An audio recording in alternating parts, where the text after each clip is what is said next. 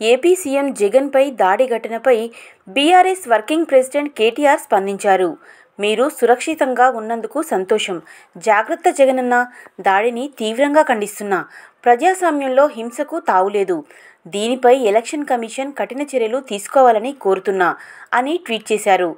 ఘటనపై సమగ్ర దర్యాప్తు జరిపి నిందితుల్ని శిక్షించాలని సిపిఎం ఏపీ కార్యదర్శి శ్రీనివాస్ డిమాండ్ చేశారు.